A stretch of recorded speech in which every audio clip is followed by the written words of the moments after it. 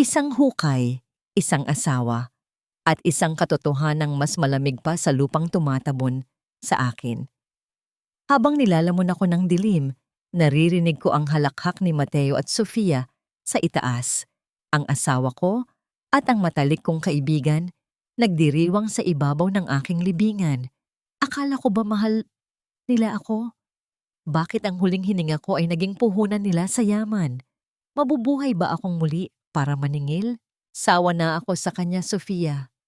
She's like a dry well. Walang silbi, walang anak, at higit sa lahat, boring. Ang tanging halaga lang ni Kara ay ang apelyidong dala niya at ang perang iniwan ng tatay niya sa kanya. Ang tinig na yon ni Mateo, ang lalaking ipinangako kong mamahalin, hanggang sa huling hininga ay tumagos sa makapal na pinto ng aming silid. Bawat salita ay parang isang matalim na balisong na humihiwa sa aking pagkatao. Sa mga sandaling iyon, nakatayo ako sa labas ng pinto. Hawak ang isang tray ng espesyal na beef caldereta na niluto ko ng mahigit 4 na oras. Iyon ang paboritong ulam ni Mateo. Ngayon ang ika-10 taon ng aming pagsasama at balak ko sanang isurpresa siya pagka-uwi niya mula sa trabaho. Masakit ang aking mga likod at may mga paso pa ang aking daliri dahil sa pagmamadali sa kusina. Ngunit tiniis ko ang lahat dahil gusto kong makita ang kanyang ngiti. Ngunit ang ngiting narinig ko sa loob ay hindi para sa akin. Kaunti na lang hon. Kapag nakuha na natin ang pirma niya sa mga huling dokumento, hindi na natin kailangang magpanggap. We can finally bury the past and her along with it. Sagot ng isang pamilyar na boses ng babae. Si Sofia, ang matalik kong kaibigan, ang babaeng itinuring kong kapatid na binihisan ko at pinatira sa aming tahanan nang mawalan siya ng trabaho. Naramdaman ko ang biglang panlalamig ng aking mga kamay. Ang tray na hawak ko ay unti-unting nangangatog. Ang usok mula sa mainit na ulam ay humahapdi sa aking mga mata. O baka ang mga luhang pilit kong kinukubli ang tunay na nagpapasakit sa aking paningin. Narinig ko ang maharot na halakhak ni Sofia, kasunod ang tunog ng paglapat ng mga labi. Ang tunog na dati ay sa amin lang ni Mateo. Ngayon ay ninanakaw ng babaeng pinagkatiwalaan ko. Ang bawat sentimo ng pagmamahal na ibinigay ko sa kanila ay tila naging lason na ngayon ay dahan-dahang pumapatay sa aking puso. Hindi ko namalayang bumitaw na ang aking mga daliri. Ang porselanang pinggan ay bumagsak sa sahig. Nagkadurog-durog ang mga piraso nito gaya ng aking pangarap. Ang malapot na sarsa ay kumalat sa aking paanan, parang sariwang dugo mula sa isang sugat na hindi na maghihilom. Walang tunog na lumabas sa aking bibig. Ang tanging naririnig ko lang ay ang mabilis at marahas na tibok ng aking puso na tila gustong kumawala sa aking dibdib. Bumukas ang pinto. Tumambad sa akin ang hitsura ni Mateo na magulo ang buhok at si Sofia na nakasuot lamang ng aking mamahaling robe. Walang bakas ng pagsisisi sa kanilang mga mata. Sa halip, ang nakita ko ay ang malamig na pagkamuhi at ang nakakangilabot na plano na handa na nilang isakatuparan. Narinig mo naman pala lahat, Kara. Mas mabuti na rin siguro ito para hindi na tayo magsayang ng oras sa drama. Sabi ni Mateo sa tono na tila ba ang pagtataksil niya ay isang simpleng abala lang sa kanyang araw. Lumapit siya sa akin, hinawakan ng aking braso, nang napakahigpit na tila madudurog ang aking mga buto. Hinandog ko ang lahat sa lalaking ito, ang aking kabataan, ang aking yaman, ang aking dangal. Pero sa harap ng kanyang mga mata, ako ay isang basurang kailangang itapon para hindi makahadlang sa kanyang kasakiman. Habang kinakaladkad niya ako palabas ng bahay na itinuring kong kuta ng aming pag-ibig, tanging ang madilim na kalangitan ang naging saksi sa aking pagluha. Ang bawat hakbang palayo sa aming tahanan ay parang paglalakad patungo sa sarili kong libingan. Paano nagawang sirain ng taong minsan kong minahal ng buong puso ang buhay na ako mismo ang tumulong buuin para sa kanya? Siya ang dahilan kung bakit natuto akong mangarap, ngunit siya rin pala ang magiging dahilan ng pinakamadilim kong pagbagsak. Habang tinatahak ng sasakyan ang daan patungo sa isang kapalarang hindi ko alam kung matatakasan ko pa, isang tanong ang paulit-ulit na sumasagi sa aking isip. Kung ang tunay na pag-ibig ay dapat nagbibigay ng pag-asa at lakas, bakit ang pag-ibig na inialay ko sa kanya ang siyang unti-unting sumira sa aking pagkatao? Ganito ba talaga ang kapalit ng katapatan? Ang maiwan na sugatan, nag-iisa, at nilulunod sa mga kasinungalingang matagal kong pinaniwalaan bilang katotohanan? Habang papalapit ang gabi, sa pinakamadilim nitong yugto, unti-unti kong nauunawaan na hindi lahat ng pusong minamahal mo ay marunong ding mag-ingat sa'yo. Ang bawat butil ng lupa na bumabagsak sa aking mukha ay tila mga pako na ibinabaon sa aking huling hininga. Ang dilim ay hindi na lamang kawalan ng liwanag, kundi isang mabigat at malamig na kumot na unti-unting sumasakal sa akin. Sa bawat segundo, ang hanging iniingatan ko sa aking baga ay nauubos, pinapalitan ng amoy ng basang lupa at ng halimuyak ng kamatayan. Sa itaas, naririnig ko pa ang malalabo at paos na boses ni Mateo at Sophie. Ang kanilang tawanan ay tila mga hiyaw ng demonyo na nagdiriwang sa aking libing. Hindi ko magawang sumigaw. Ang aking lalamunan ay barado na ng alikabok at ng pait ng aking mga luha. Ang huling bagay na pumasok sa aking isipan bago tuluyang lamunin ng kawalan ay ang mukha ni Mateo. Ang mukhang hinalikan ko kaninang umaga na ngayon ay siya ring huling anino na nagbaon sa akin sa limot. Ngunit sa gitna ng katahimikan ng kabilang buhay, may isang tunog na bumasag sa aking pagpanaw. Hindi ito ang tinig ng mga anghel, kundi ang marahas at sunod-sunod na pagbaon ng isang metal na kagamitan sa lupa. Ang bawat paghukay ay nagdudulot ng panginginig sa aking paligid, hanggang sa maramdaman ko ang isang matigas at magaspang na bagay na humahawi sa lupang tumatabon sa aking dibdib. Sariwang hangin, isang marahas at masakit na bugso ng hangin ang pumasok sa aking mga baga na nagdulot ng matinding ubo na tila luluwa ang aking puso. Sa gitna ng malabong paningin at ng bumubuhos na ulan, isang anino ng isang lalaki ang humarang sa liwanag ng kidlat. Hindi ko makita ang kanyang mukha, ngunit naramdaman ko ang kanyang mga bisig, malakas, matatag, at may dalang init na matagal nang nawala sa aming tahanan ni Mateo. Huwag kang bibitaw, nandito na ako. Hindi kita hahayaang mamatay dito. Ang malalim at baritong boses na yon ay tila isang angkla na humila sa akin pabalik mula sa gilid ng bangin. Binuhat niya ako na tila ba wala akong bigat. Ang aking katawan ay marumi, puno ng putik at sugat, ngunit hindi siya nag-atubili. Habang inilalayo niya ako sa madilim na hukay na yon, ang aking mga daliri, sa kabila ng panghihina, ay mahigpit na kumapit sa laylayan ng kanyang suot na baro. Iyon ang huling lakas na mayroon ako. Isang desperadong pagkawak sa tanging pag-asang natitira sa akin sa mundong ito. Dinala niya ako sa isang maliit at payak na kubo na nakatago sa pagitan ng mga naglalakihang puno. Ang loob nito ay amoy kahoy at tuyong damo. Maingat niya akong inihiga sa isang malinis na papag. Sa gitna ng aking kalituhan, nakita ko ang kanyang mga kamay habang nagtitimpla siya ng mainit na tubig. Ang kanyang mga kilos ay dahan-dahan, puno ng pag-iingat na tila ba ako ay isang babasaging porselana na katatapos lang mabuway. Ang init ng basang tela na idinampi niya sa aking noo ay tila unti-unting nagpapatunaw sa yelong namuo sa aking pagkatao. Sa bawat haplos niya upang linisin ang putik sa aking mukha, nararamdaman ko ang isang kakaibang uri ng kaligtasan. Sino ang lalaking ito? Bakit siya naroon sa gitna ng masukal na kagubatan sa kalaliman ng gabi? At bakit ang kanyang mga mata, sa tuwing magtatagpo ang aming paningin, ay tila may dala ring sariling kwento ng pait at pangungulila?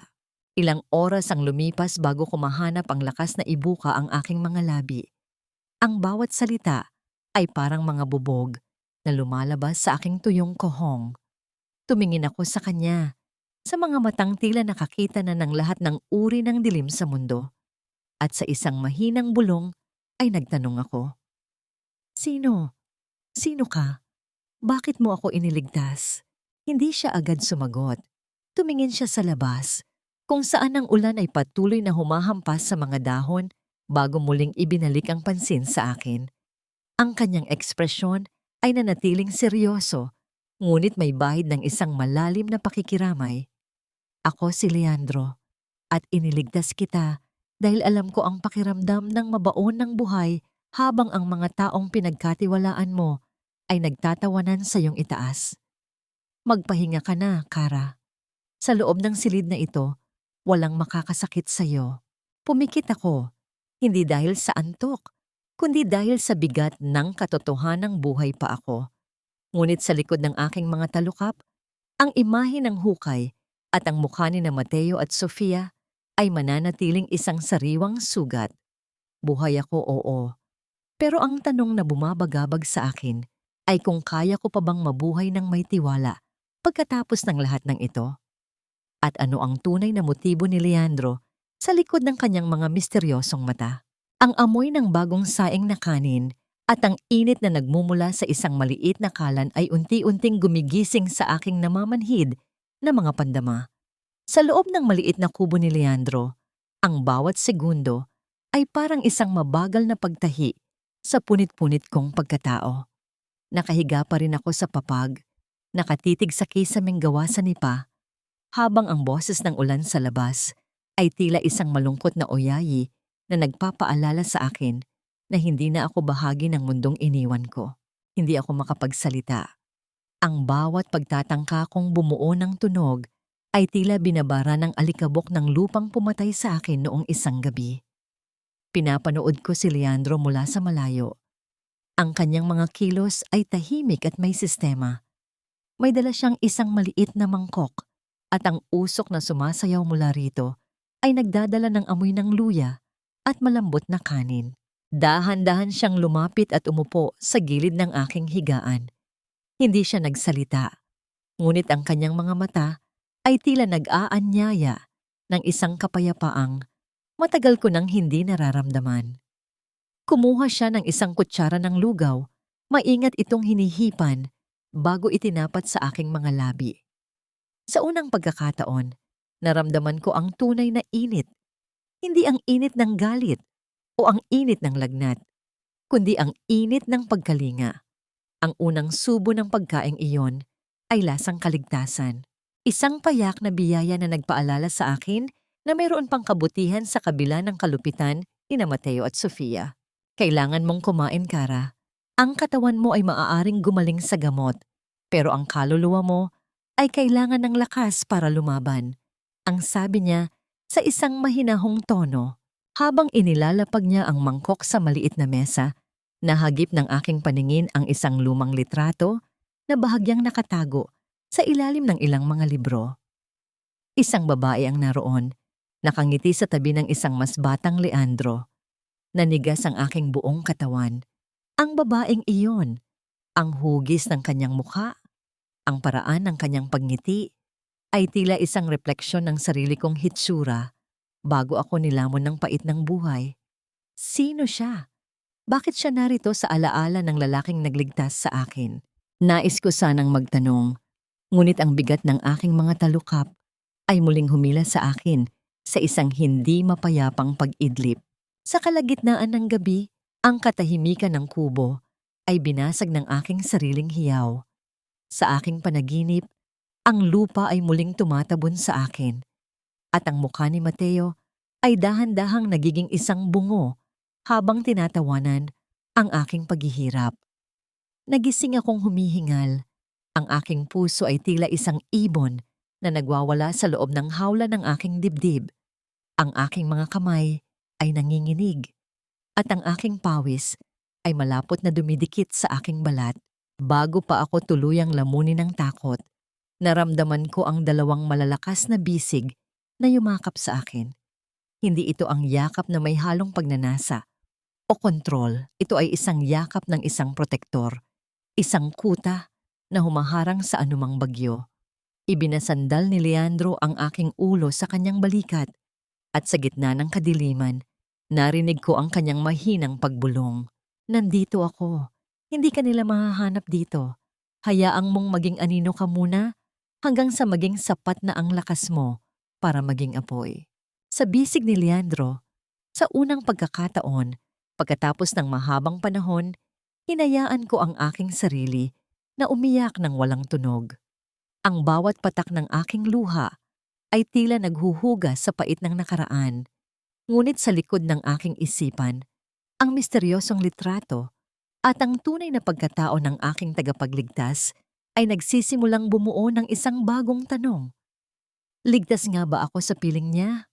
O isa lamang itong mas masalimuot na simula ng isang kwentong hindi ko pa kayang unawain? Ang bawat galos sa aking mga daliri ay tila mga ukit ng nakaraan na ayaw akong tantanan. Habang nakatitig ako sa aking mga kamay sa loob ng tahimik na kubo ni Leandro, ang aking diwa ay dahan-dahang tinatangay, pabalik sa malalamig na pasilyo ng mansyon ng mga De la Vega, isang lugar na tila palasyo sa labas, ngunit isang piitan ng aking kaluluwa sa loob.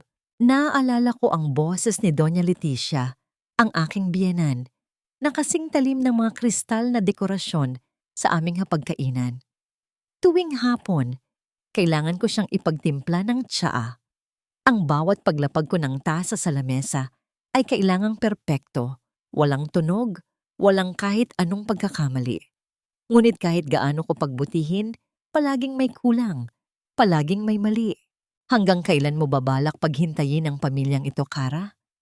Ang malamig niyang tanong habang hindi man lang tumitingin sa akin. Ang yaman ng mga De la Vega ay hindi dapat mapunta sa wala. Isang apo lang ang kailangan namin, pero kahit iyon ay hindi mo maibigay. You are beautiful, yes, but you are like a plastic flower. Maganda lang tingnan, pero walang buhay, baog. Ang salitang iyon ay tila isang sampal na paulit-ulit na dumurog sa aking pagkatao. Sa mga sandaling iyon, ang tanging ginawa ko ay yumuko at ayusin ang mga puting lila sa florera sa gitna ng sala. Iyon ang huling paraan ko para patunayan na may silbi pa ako, ang magdala ng ganda sa tahanang unti-unting pumapatay sa akin. Ngunit sa isang iglap, kinuha ni Doña Leticia ang florera at itinapon ang mga bulaklak sa sahig. Ang tunog ng nabasag na porselana ay umalingaw-ngaw sa buong bahay, kasabay ng pagkalat ng tubig sa aking paanan. Huwag mong dumihin ang pamamahay na ito ng mga bulaklak na kasing walang silbi mo. Ang huling hirit niya bago ako iwanang mag-isa sa gitna ng pagkawasak. At si Mateo, ang lalaking inaasahan kong magtatanggol sa akin, pumasok siya sa silid at tiningnan lamang ang mga basag na piraso sa sahig bago tumingin sa akin ng may halong pagkapagod. Kara, please don't make this harder for us. My mother is just stressed. Pero aminin mo, she has a point. I'm trying my best to be a good husband. Pero how can I stay inspired kung pag-uwi ko, palagi ka nalang umiiyak dahil sa simpleng bagay? Ang sabi niya habang inaayos ang kanyang kurbata. Ang bawat salita niya ay tila gasul na nagpapaliyab sa aking pakiramdam na ako ang may kasalanan sa lahat ng aming problema. Nabalik lamang ang aking diwa sa kasalukuyan nang maramdaman ko ang isang mainit na tasa sa aking mga kamay. Nakatayo si Leandro sa aking harapan, dala ang isang mainit na inuming gawa sa mga halamang gamot na pinitas niya sa paligid. Masyadong malalim ang iniisip mo, Kara. Ang nakaraan ay parang lason unti-unti nitong pinapatay ang kasalukuyan mo kung hahayaan mo. Ang mahina niyang paalala habang nakatingin sa aking mga mata. Uminom ako ng mainit na likido at sa bawat lagok, tila may isang alaala na muling nagising. Naalala ko ang mga bitaminang ibinibigay sa akin ni Doña Leticia gabi-gabi noon. Sinasabi niyang makakatulong yon para ako ay magbuntis. Tumingin ako kay Leandro nang may halong pagdududa at takot. Leandro, iyong mga gamot na pinapainom nila sa akin noon, posible bang Posible bang yun ang dahilan kung bakit hindi ako nagkakaanak? Tumitig sa akin si Leandro ng matagal at sa kanyang pananahimik, naramdaman ko ang isang nakakangilabot na katotohanan. May isang lihim na itinatago ang mansyong iyon na mas madilim pa sa aking pagkakaalam. Ang aking pagiging baog ba ay isang sumpa ng tadhana o isang planadong krimen ng mga taong itinuring kong pamilya? Sa loob ng sumunod na mga araw, ang katahimikan sa kubo ni Leandro ay hindi na isang mabigat na pasanin, kundi naging isang silid ng paghahanda. Pinanood ko si Leandro habang tinuturuan niya akong magmasid, kung paano makinig sa mga bulong ng hangin bago ang bagyo, at kung paano basahin ang mga anino sa dilim.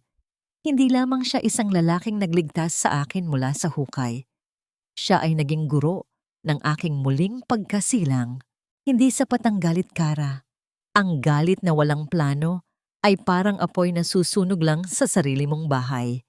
Ang sabi ni Leandro habang nililinis ang isang lumang kamera. Kailangan mong maging malamig. Kailangan mong maging mas matalino kaysa sa mga taong nag-akalang na baon ka na nila. Dito ko nalaman ang katotohanan. Si Leandro ay hindi lamang isang ermitanyo sa kagubatan. Isa siyang dating investigative journalist na sumubok na ilantad ang mga ilegal na transaksyon ng mga De La Vega, at ni Mateo, ilang taon na ang nakalilipas. Ngunit bago pa man niya mailabas ang katotohanan, sinira ni Mateo ang kanyang kredibilidad. Ipinakulong siya sa mga maling paratang at naging sanhi ng pagkawasak ng kanyang pamilya. Kami ay dalawang pusong pinag-isa ng iisang kaaway. Tutulungan kita, Leandro. Hindi lang para sa akin, kundi para sa lahat ng kinuha nila sa atin. Ang pangako ko, at sa unang pagkakataon, ang aking tinig ay hindi na nanginginig sa takot. Tumayo ako at lumapit sa harap ng isang maliit at basag na salamin sa sulok ng kubo. Tiningnan ko ang aking refleksyon. Ang mahabang buhok na dati ay hinahaplos ni Mateo habang nagsisinungaling siya sa aking muka. Ang buhok na simbolo ng aking pagiging masunuring asawa at martir na manugang. Kinuha ko ang isang matalim na gunting mula sa lamesa ni Leandro. Ang bawat paggupit ay tila paglagot ng mga tanikalang matagal nang nakagapos sa aking leeg. Ang mga itim na hibla ng aking buhok ay dahan-dahang nahuhulog sa sahig, tila mga itim na luha ng nakaraan na wala na akong balak balikan. Sa bawat paglagas ng aking buhok, nararamdaman ko ang paggaan ng aking pakiramdam. Ang babaeng nasa salamin ay hindi na ang mahinang si Kara. Siya ay isang bagong nilalang na handang maningil. Napatigil ang lahat nang lumabas si Leandro upang suriin ang kanyang lumang sasakyan na nakatago sa ilalim ng mga sanga ng puno. Bumalik siya sa loob na may dalang isang maliit at itim na kagamitan, isang tracker. May naglagay nito sa kanyang sasakyan. Ang mga anino ng nakaraan ay dahan-dahang gumagapang patungo sa aming kuta. Hindi pa man kami nagsisimula. Ang panganib ay kumatok na sa aming pintuan. Sino ang nakahanap sa amin? Sa sandaling iyon, binuksan ni Leandro ang isang lumang telebisyon na may malabong signal. Isang balita ang bumulaga sa amin. Lumitaw ang mukha ni Mateo sa screen. Suot ang isang itim na armband. Kunwari ay luhaan habang nakatayo sa harap ng maraming reporter. Ito ay isang madilim na araw para sa aming pamilya, ang sabi ni Mateo sa telebisyon. Pagkatapos ng masusing paghahanap ng mga awtoridad, opisyal na nating idinedeklara na patay na ang aking mahal na asawa, si Kara de la Vega. Ang kanyang alaala ay mananatili sa aming mga puso habang ipinagpapatuloy ko ang kanyang nasimulang adhikain sa kumpanya. Napako ang aking tingin sa screen. Ang makita ang sarili mong muka na binabalita ang pumanaw na ay isang pakiramdam na hindi ko maipaliwanag. Patay na nga si Kara sa paningin ng mundo. Patay na ang biktima. Ngunit habang nakatitig ako sa ngising palihim ni Mateo sa likod ng kanyang mga pekeng luha, alam kong sa gabing ito, isang mas malupit na Kara ang isinilang mula sa abo. Ang mansyon na dati ay kuta ng aking mga pangarap ay tila naging isang malaking mausoleo sa aking paningin. Sa tulong ni Leandro, na nakahanap ng isang lumang lagusan mula sa mga drawing ng arkitekto ng bahay, muli akong nakatapak sa loob ng mga dingding na ito. Ang bawat hakbang ko sa madilim na pasilyo ay parang paglalakad ng isang kaluluwang hindi matahimik. Ang lamig ng aircon ay humahalay sa aking balat, ngunit ang mas masakit ay ang amoy ng bahay. Ang amoy ng mamahaling pabango at sariwang bulaklak na tila nagdiriwang sa aking kawalan. Mula sa itaas ng balkonahe, dahan-dahan akong sumilip sa ibaba. Naroon sila sa malawak na sala. Nakita ko si Mateo nakasandal sa sofa na binili namin noong aming ika-5 anibersaryo. May hawak siyang baso ng mamahaling alak at ang kanyang mukha ay walang bakas ng pagluluksa na ipinakita niya sa telebisyon kanina. Sa tabi niya, nakaupo si Sofia na ngayon ay kampante ng nakasuot ng isa sa aking mga paboritong sutlang gown. I can't believe it's finally ours, Mateo. Ang sarap sa pakiramdam na hindi na natin kailangang magbulong. Ang sabi ni Sofia habang hinahaplos ang kwintas na perlas na pamana pa sa akin ng aking ina. Ang bawat haplos niya sa alahas na yon ay tila paglapastangan sa alaala ng aking mga magulang. Sabi ko naman sa'yo, konting tiis lang. Now, the De La Vega Empire is in the palm of my hands. Bukas, sisimulan na natin ang paglilipat ng mga shares sa pangalan mo. Sagot ni Mateo bago idikit ang kanyang mga labi sa noo ni Sofia. Ang kanilang tawanan ay umalingaw-ngaw sa malaking silid. Isang tunog na parang kuko na kumakamot sa aking puso. Nanikip ang aking dibdib. Gusto kong sumigaw. Gusto kong bumaba at bawiin ang lahat. Ngunit naalala ko ang bilin ni Leandro. Maging anino. Maghintay. Dahan-dahan akong umurong patungo sa library, ang paboritong silid ng aking yumaong ama.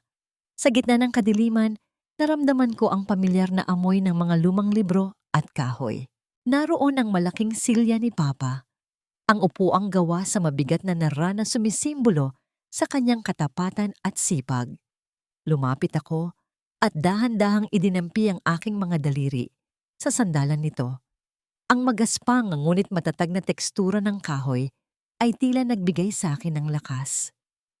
Tila naririnig ko ang boses ni Papa. Pinapaalalahanan akong ang tunay na De La Vega ay hindi sumusuko sa harap ng mga magnanakaw. Sa sandaling iyon, ang aking takot ay tuluyang napalitan ng isang malamig at matalas na determinasyon.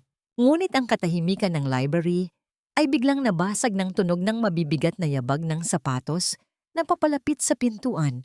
Ang liwanag mula sa pasilyo ay dahan-dahang gumuhit sa sahig habang bumubukas ang pinto. Mabilis akong kumubli sa loob ng malaking walk-in closet na konektado sa library. Ang pintuan nito ay dahan-dahan kong isinara nang walang kahit anong tunog. Sa pagitan ng maliit na siwang ng pinto, nakita ko si Sofia na pumasok. May hawak siyang flashlight at tila may hinahanap. Mateo, nasaan na ba yung susi ng safe ni Kara? Sigurado akong iniwan niya iyon dito sa library. Sigaw ni Sofia habang isa-isang binubuksan ng mga drawer ng lamesa. Papalapit siya ng papalapit sa aking pinagtataguan. Naririnig ko ang kanyang paghinga. Ang bawat hakbang ng kanyang takong sa sahig ay parang tunog ng isang orasan na nagbibilang ng aking huling sandali. Huminto siya mismo sa tapat ng pintuan ng closet. Ang liwanag ng kanyang flashlight ay pumasok sa siwang, direkta sa aking mga mata, na halos hindi na kumukurap sa takot. Inabot niya ang hawakan ng pinto. Ang dahan-dahang pagpihit ng bakal ay nagdulot ng isang mahinang tunog na tila nagpatigil sa takbo ng aking mundo. Sofia! Halika rito sa kwarto natin. Nasaan na ba yung mga papeles ng insurance?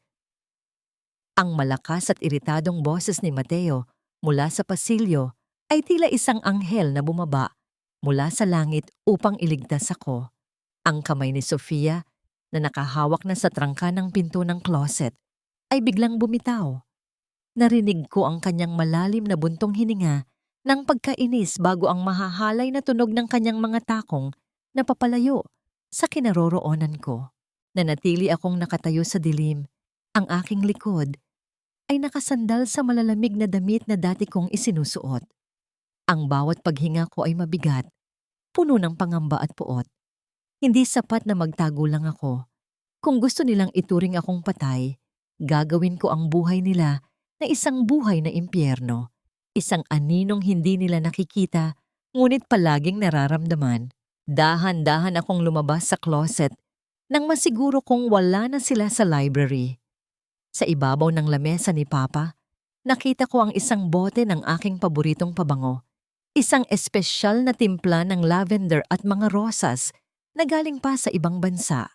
Ito ang amoy na laging sinasabi ni Mateo na amoy ng asawa ko. Binuksan ko ang bote at nag-spray ng kaunti sa kurtina at sa upuan ni Papa. Ang halimuyak ay dahan-dahang kumalat sa hangin, tila isang invisible na presensya na bumabalot sa buong silid. Bago ako lumisan, iniwan ko ang isang laya na bulaklak mula sa hardin sa ibabaw ng unan ni Mateo sa kanilang silid. Nang pumasok sila sa banyo upang maligo ng magkasama, ang bawat galaw ko ay tahimik, tila isang bulong sa gitna ng unos. Mateo, do you smell that? Ang narinig kong tanong ni Sofia pagkalabas nila ng banyo. Nakatago ako sa likod ng malaking kurtina sa balkonahe, sapat na para marinig ang kanilang pag-uusap. Smell what? Sofia, huwag mo nga akong simulan sa mga kung ano-ano mo. I'm busy with the board members tomorrow. Sagot ni Mateo. Ngunit naramdaman ko ang paghinto ng kanyang mga yabag. It smells like her. Iyong pabango ni Kara. It's everywhere in the library and now even here in our room. Ang boses ni Sofia ay nagsisimula ng manginig. And look at this. Bakit may tuyong bulaklak dito sa unan mo? Mateo, I'm telling you, someone is playing with us. Stop it! Baka nakalimutan lang linisin ng mga katulong. O baka naman stressed ka lang sa nangyari. Kara is dead. I buried her myself, remember? Ang bulyaw ni Mateo, ngunit sa kabila ng kanyang galit, narinig ko ang isang mabilis na paglunok. Ang takot ay nagsisimula ng bumuo ng lamat sa kanyang matigas na pagkatao. Sa gitna ng kanilang pag-aaway, dahan-dahan akong lumapit sa bintana ng library at kinuha ang isang lumang litrato ni Papa na nakapatong sa estante. Hinaplos ko ang kanyang mukha. Papa, kukunin ko muli ang lahat ng sa atin. Ang bulong ko sa hangin.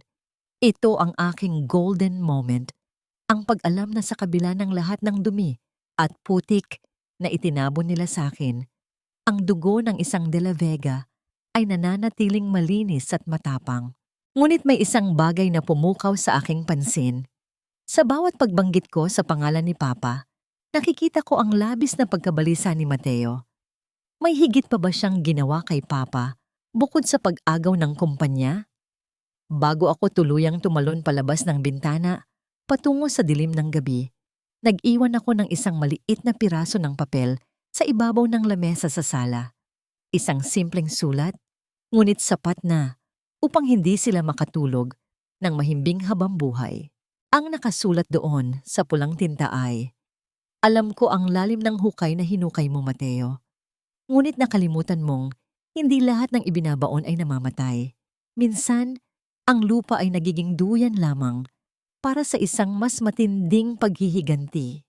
Habang tumatakbo ako pabalik sa gubat kung saan naghihintay si Leandro, nararamdaman ko ang malamig na simoy ng hangin. Ang digmaan ay hindi na lamang tungkol sa pera o ari-arian. Ito ay tungkol sa pagsira sa kanilang katinuan hanggang sa sila na mismo ang humukay ng sarili nilang libingan. Ang gabi ay hindi na isang kaaway na nagbabadya ng kamatayan, kundi isang saksi sa dahan-dahang paghilom ng aking nagdurugong puso. Nakaupo kami ni Leandro sa labas ng kanyang kubo, sa ilalim ng malawak na kalangitan, kung saan ang mga bituin ay tila mga hiyas na isinabog sa itim na pelos ng langit. Ang malamig na simoy ng hangin ay nagdadala ng amoy ng basang damo at ng usok mula sa maliit na apoy na aming pinagliliyab upang pantaboy sa lamig. Noong nawala ang pamilya ko, ang akala ko ay wala ng silbi ang bawat paghinga ko. Ang mahinang simula ni Leandro. Ang kanyang boses ay may dalang bigat na tila isang anchor na nakabaon sa pusod ng dagat. Pinatay sila dahil sa mga katotohanang sinubukan kong ilantad. Akala ko, sapat na ang maging matapang para protektahan ang mga mahal mo sa buhay. Pero mali ako. Minsan, ang katotohanan ay isang lason na uubos sa lahat ng mahalaga sa'yo. Tumingin ako sa kanya at sa unang pagkakataon, hindi ko nakita ang isang matikas na tagapagligtas. Ang nakita ko ay isang lalaking durog din, isang kaluluwang may mga pilat na mas malalim pa sa mga sugat sa kanyang katawan. Naramdaman ko ang isang kurot sa aking dibdib, isang uri ng pakikiramay na hindi nagmumula sa awa, kundi sa pagkakakilala sa parehong uri ng sakit. Hindi ako nag-iisa sa dilim. May kasama akong bumabagtas sa mapait na landas na ito. Leandro, bakit mo pa rin ako tinutulungan? Pwede ka namang manahimik na lang dito sa gubat. Ang tanong ko, habang nakatitig sa sayaw ng apoy. Dahil nang makita ko ang kamay mo na lumalabas sa lupang iyon, nakita ko ang sarili kong pagkakataon para itama ang mga mali sa nakaraan. Sagot niya habang dahan-dahang humaharap sa akin. Mateo is dangerous, Kara. Pero kailangan mong malaman na hindi siya ang nasa tuktok ng lahat ng ito. He's just a puppet. May isang mastermind na mas mataas pa sa kanya, ang taong nagmamanipula sa bawat galaw ni Mateo para makuha ang mga lupain ng pamilya mo. Nanlamig ako sa narinig. Ang akala ko ay si Mateo na ang dulo ng kasamaan, ngunit may mas malalim pa palang balon ng kasakiman na kailangan naming harapin. Ang bawat revelasyon ay tila isang bagong tinik na bumabaon sa aking isipan. Sa gitna ng aming seryosong usapan, naramdaman ko ang pagdampi ng kanyang magaspang na palad sa aking pisngi. Ang kanyang haplos ay tila isang kuryenteng dahan-dahang nagpapagising sa aking mga damdaming. Matagal ko nang inakalang patay na. Inalis niya ang isang luhang hindi ko na malayang pumatak na pala. Ang init ng kanyang balat laban sa aking balat ay tila isang gamot na nagpapakalma sa bawat takot na nananahan sa aking sistema. Huwag kang matakot, Kara. Hanggat humihinga ako, walang magbabaon sa iyo muli. Ang bulong niya. Dahan-dahan kaming nagkalapit. Ang bawat paghinga namin ay tila naghahalo sa katahimikan ng gabi. Nararamdaman ko ang mabilis na tibok ng aking puso. Isang pintig na hindi nadulot ng takot, kundi ng isang damdaming matagal ko nang kinalimutan, ang pag-asa. Habang dahan-dahang bumababa ang kanyang tingin sa aking mga labi, ipinikit ko ang aking mga mata, handang sumugal sa isang sandali ng kaligayahan sa gitna ng digmaan. Ngunit bago pa man maglapat ang aming mga labi, ang katahimikan ng kagubatan ay marahas na binuwag ng isang matalas at nakabibinging tunog. Isang putok ng barilang umalingaw-ngaw mula sa madilim na bahagi ng mga puno. Kasunod ang pagtama ng bala sa isang malapit na puno na nagdulot ng paglipad ng mga tuyong balat ng kahoy. Mabilis akong hinila ni Leandro pababa sa lupa. Ang kanyang katawan ay naging kalasag ko laban sa panganib. Ang aming mga hininga ay naging maikli at mabilis. Ang mga bituin na kanina ay tila mga hiyas. Ngayon ay tila mga matang nanonood sa aming muling pagsubok sa pagitan ng buhay at kamatayan. Nahanap na nila tayo, ang madilim na bulong ni Leandro, habang kinakapa ang kanyang patalim. Ang bawat tibok ng aking puso ay tila isang tambol na nagbababala ng panganib habang nakadapa kami ni Leandro sa malamig na lupa. Ang amoy ng pulbura ay humalo sa halumigmig ng gabi, isang nakasusulasok na paalala na ang aming kapayapaan ay isang hiram na sandali lamang. Hinigpitan ni Leandro ang hawak sa aking braso. Ang kanyang mga mata ay tila mga mata ng isang lobong nagmamasid sa dilim. Huwag kang gagalaw, Kara. Manatili kang mababa. Ang bulong niya na halos hindi marinig sa gitna ng huni ng mga kuliglig na tila naguguluhan din sa nangyari. Habang nagtatago kami sa anino ng mga naglalakihang puno, ang aking diwa ay lumipad pabalik sa mansyon. Sa silid, kung saan ang tunay na demonyo ay kasalukuyang nagpaplano ng susunod na hakbang. Sa marangyang sala ng mga De La Vega, ang liwanag ng naglalakihang chandelier ay hindi sapat upang pawiin ang kadilimang nagmumula kay Doña Leticia. Nakaupo siya sa kanyang paboritong silya, marahang iniikot ng tsaa sa loob ng kanyang mamahaling tasa. Ang bawat kilos niya ay puno ng grasya, ngunit ang kanyang mga mata ay kasing lamig ng bakal. Hindi ko gusto ang ikinikilos mo, Sofia. Ang panimula ng matanda, ang kanyang boses, ay tila isang latigo na humahampas sa katahimikan ng silid. Masyado kang maingay, masyado kang malikot. Akala mo ba ay sapat na ang makuha ang kama ni Kara para maging kasing level mo kami? Si Sofia, na kanina ay kampanteng nakaupo, ay biglang napaayos ng tayo. Ang takot ay bakas sa kanyang mukha habang nakatitig sa matandang babaeng nagmamanipula sa kanilang lahat. Doña Leticia, ginagawa lang naman namin ang kailangan para sa kumpanya. Huwag mo akong madaan sa mga gasgas mong linya, iha. Pagputol ng matanda sabay lagok ng tsa, alam nating dalawa kung bakit narito ang anak ko sa posisyong ito. Kung hindi dahil sa mga bitaminang ibinigay ko kay Kara noon, baka may tagapagmana na ang mga De La Vega ngayon at hinding-hindi tayo magkakaroon ng pagkakataong kontrolin ang lahat. Binura ko ang posibilidad na magkaroon siya ng anak dahil alam kong ang isang mahinang ina ay magbubunga lang ng isang mahinang bata. At ngayon, kailangan mong siguraduhin na ang lahat ng bakas ni Kara ay mawawala. Pati na ang mga multong pilit mong nakikita. Isang nakakangilabot na ngiti ang sumilay sa mga labi ni Doña Leticia. Ibinaba niya ang tasa at kinuha ang isang lumang dokumento mula sa kanyang drawer. Ito ang mga medical records ng ama ni Kara. Ang tatay ni Kara ay namatay na iniisip na ang puso niya ang mahina. Hindi niya alam, ang tsaa na iniinom niya gabi-gabi ay may halong lason na dahan-dahang nagpapatigil sa bawat pintig nito. Ganoon ang paglalaro, Sofia. Tahimik, malinis, at walang bakas. Kaya kung may nararamdaman man kayong presensya sa bahay na ito, huwag kayong matakot sa multo. Matakot kayo sa akin kung hindi ninyo matatapos ang trabahong sinimulan ninyo. Samantala, sa masukal na kagubatan, naramdaman ko ang panlalamig ng aking buong pagkatao. Hawak ni Leandro ang isang maliit na device, isang receiver na nakakonekta sa mga mikroponong itinanim niya sa loob ng mansyon bago pa man niya ako iligtas. Narinig namin ang bawat salita. Narinig ko ang pag-amin ng matandang babae tungkol sa aking ama at sa aking pagiging baog. Ang sakit na naramdaman ko sa pagkakalibing sa akin ng buhay ay walang-wala kumpara sa sakit ng katotohanan ito.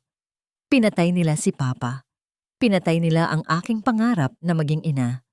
Ang bawat haplos at pag-aalaga ni Doña Leticia sa akin noon ay isang mahabang paghahanda para sa aking kamatayan. Tumayo ako mula sa lupa. Ang aking mga mata ay nagniningas na sa galit na hindi na mapapatay ng kahit anong ulan. Tumingin ako kay Leandro at sa dilim, nakita ko ang parehong determinasyon sa kanyang mga mata. Leandro, ayaw ko na silang mamatay lang sa kulungan. Ang sabi ko, ang boses ko ay matalim at walang bakas ng pag-aalinlangan. Gusto ko silang makitang mawalan ng lahat hanggang sa sila na mismo ang magmakaawa para sa huling hininga nila. Ngunit bago kami makakilos, isang anino ang mabilis na gumalaw mula sa likod ng kubo. Ang tunog ng mga tuyong dahon na nayapakan ay umalingaw-ngaw sa paligid. Kasunod ang malamig na dulo ng isang baril na dumampi sa likod ng aking ulo. Huwag kayong kikilos.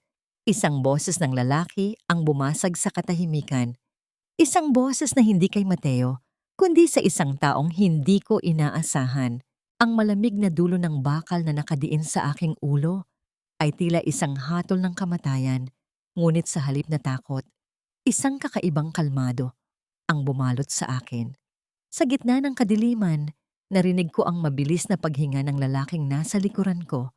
Ang kanyang kamay ay nanginginig, isang indikasyon na hindi siya isang sanay na mamamatay tao. Mang Tino, ang mahinang tawag ni Leandro. Ang kanyang boses ay puno ng pagkagulat sa halip na pagbabanta.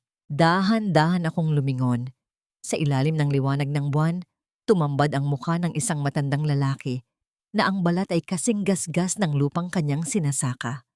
Si Mang Tino, ang tapat na driver at katiwala ni Papa sa loob ng 3 dekada. Ang lalaking nagturo sa akin kung paano sumakay ng bisikleta noong bata pa ako.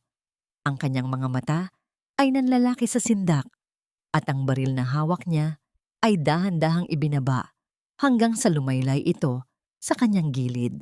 Senyorita, Senyorita Cara. Ang garalgal niyang boses ay tila isang basag na plaka. Akala ko ay minumulto na ako. Nakita ko ang paglibing sa inyo. Nakita ko kung paano kayo itinapon ni Mateo na parang basura sa gitna ng gabi. Hindi ako nakapagsalita agad. Ang makita ang isang mukha mula sa aking nakaraan na hindi nagtataglay ng puot ay tila isang pambihirang biyaya. Humakbang ako palapit sa kanya at sa kabila ng dumi sa aking mukha at ng aking maikling buhok, hinawakan ko ang kanyang mga kamay. Ang mga kamay na ito ang naghatid sa akin sa altar noong araw ng aking kasal. At ang mga kamay ring ito, ang ngayon, ay nanginginig sa labis na katuwaan. Buhay ako, Mang Tino. Niligtas ako ni Leandro, ang sabi ko, habang ang mga luha ay muling naglandas sa aking mga pisngi. Sa isang iglap, ang matandang lalaki ay lumuhod sa aking harapan. Ang tunog ng kanyang mga tuhod na tumama sa damuhan ay tila isang deklarasyon ng katapatan na hindi kayang bayaran ng anumang yaman. Humahagulgol siya. Ang kanyang mga balikat ay nayayanig sa bawat hikbi. Patawarin ninyo ako, senyorita. Wala akong nagawa. Tinakot ako ni Doña Leticia. Sinabi niyang papatayin ang pamilya ko kung magsasalita ako tungkol sa pagkamatay ni Senyor de la Vega. Pero hindi ko na kaya. Gabi-gabi akong hindi nakakatulog dahil sa bigat ng lihim na ito. Ito ang aking golden moment. Ang mapagtanto na sa kabila ng mga anino ng pagtataksil, mayroon pa ring mga pusong nananatiling tapat. Inalalayan ko si Mang Tino na tumayo. Sa loob ng maliit na kubo, sa ilalim ng malamlam na liwanag ng gasera, sinimulan naming buuin ang huling bahagi ng aming plano. Bukas ang anibersaryo ng pagkakatatag ng De La Vega Group. Ang sabi ni Leandro, habang inilalatag ang mga dokumentong nakuha namin mula sa mga records ni Mang Tino. Magkakaroon ng malaking handaan sa mansyon.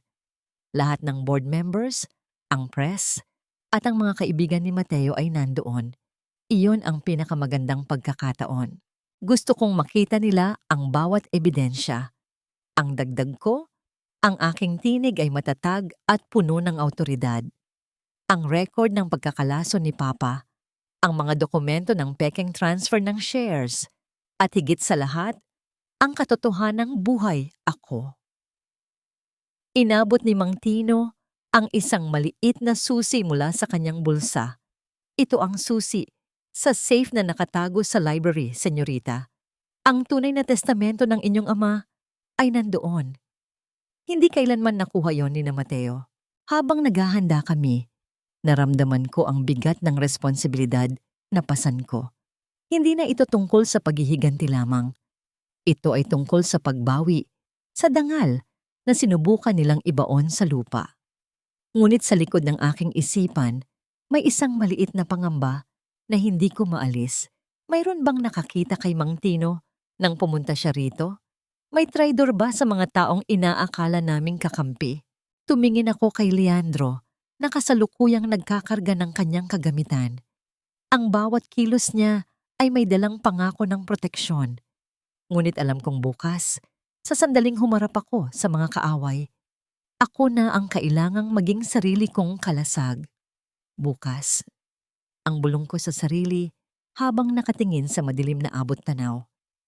Bukas, mamamatay muli si Cara de la Vega sa kanilang mga isipan. Pero sa pagkakataong ito, muli siyang babangon bilang ang bagyong tatapos sa kanilang kasakiman. Ang bawat kislap ng mga ilaw sa labas ng mansyon ay tila mga matang nangungutya sa aking pagbabalik.